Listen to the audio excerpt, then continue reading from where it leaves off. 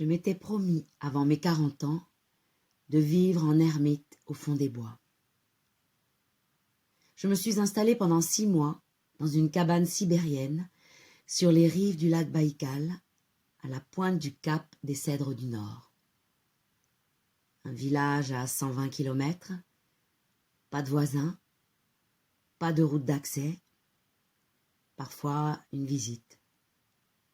L'hiver, des températures de -30. L'été, des ours sur les berges. Bref, le paradis.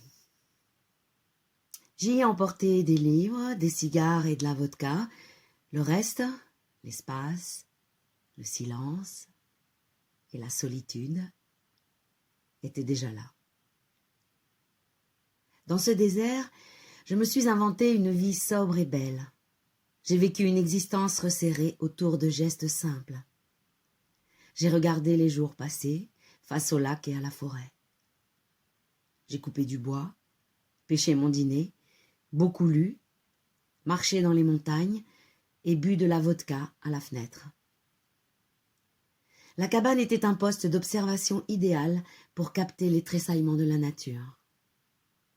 J'ai connu l'hiver et le printemps, le bonheur, le désespoir et finalement la paix. Au fond de la taïga, je me suis métamorphosée. L'immobilité m'a apporté ce que le voyage ne me procurait plus. Le génie du lieu m'a aidé à apprivoiser le temps. Mon ermitage est devenu le laboratoire de ces transformations. Tous les jours, j'ai consigné mes pensées dans un cahier. 14 février. La dernière caisse est une caisse de livres. Si on me demande pourquoi je suis venue m'enfermer ici, je répondrai que j'avais de la lecture en retard. Je cloue une planche de pin au-dessus de mon chalit et y range mes livres. J'en ai une 60aine. À Paris, j'ai pris grand soin de constituer une liste idéale. Quand on se méfie de la pauvreté de sa vie intérieure, il faut emporter de bons livres. On pourra toujours remplir son propre vide.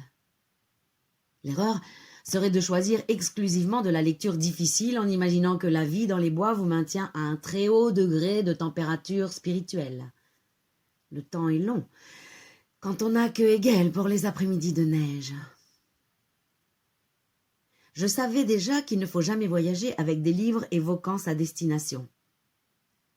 À Venise, lire Lermontov, mais au Baïkal, Byron. Je vide la caisse. J'ai Michel Tournier pour les songeries, Michel Déon pour la mélancolie, Laurence pour la sensualité, Mishima pour les froids d'acier. Junger a inventé l'expression de recours aux forêts. J'ai 4 ou 5 de ses livres. Un peu de poésie et des philosophes aussi. Nietzsche, Schopenhauer, les stoïciens.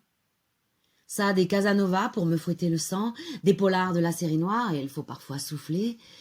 Quelques guides naturalistes de la collection de Lachaud et Nestlé sur les oiseaux, les plantes et les insectes. La moindre des choses quand on s'invite dans les bois est de connaître le nom de ses hôtes. L'affront serait l'indifférence. Si des gens débarquaient dans mon appartement pour s'y installer de force, j'aimerais au moins qu'ils m'appelassent par mon prénom. La tranche de mes volumes de la Pléiade brille à la lueur des bougies. Les livres sont des icônes. Pour la première fois de ma vie, je vais lire un roman d'une traite. Liste de lectures idéales composée à Paris avec grand soin en prévision d'un séjour de 6 mois dans la forêt sibérienne. Quai des Enfers, Ingrid Astier, L'amant de Lady Chatterley, Laurence, Traité du désespoir, Kierkegaard, Des pas dans la neige, Éric Lhomme, Un théâtre qui marche, Philippe Fenwick, Des nouvelles d'Agafia, Vassili Peskov, Les hommes ivres de Dieu, Jacques Lacarrière, Vendredi, Michel Tournier, Un taxi mauve, Michel Déon, La philosophie dans le boudoir, La philosophie dans le boudoir, Sade.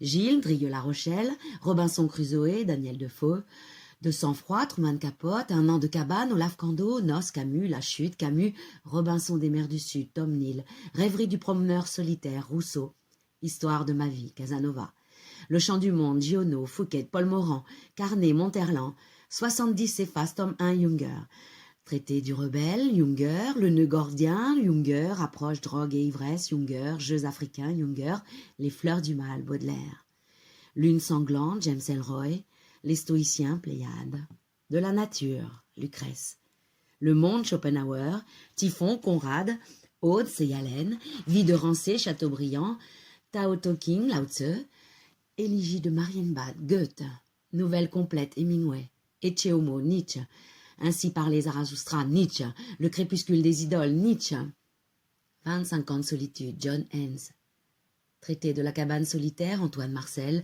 Au cœur du monde, Sandrars, Feuilles d'herbe, Whitman, Almanach d'un comté des sables, Aldo Léopold, L'œuvre au noir, Yourcenar, Les mille et une nuits, Le songe d'une nuit d'été, Shakespeare, Les joyeuses commères de Windsor, Shakespeare, La nuit des rois, Shakespeare, Roman de la table ronde, Chrétien de Troyes, Walden, Taureau, L'insoutenable légèreté de l'être, Kundera, Le pavillon d'or, Mishima, La promesse de l'aube, Romain Gary, La ferme africaine, Karen Blixen, Les aventuriers, José Giovanni.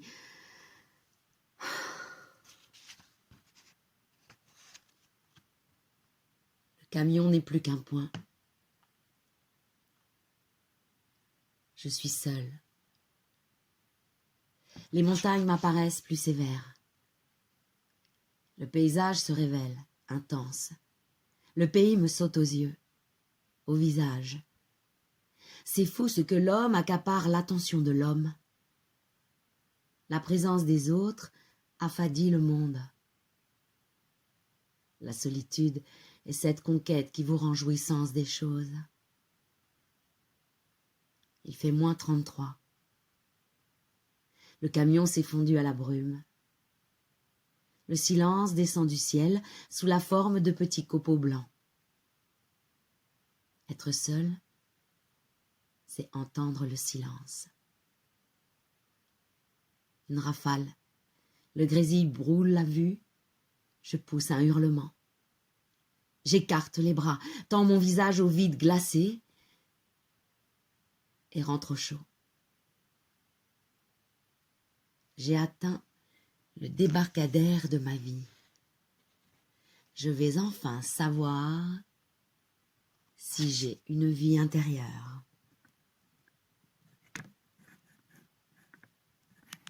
Dans les forêts de Sibérie, Sylvain Tesson.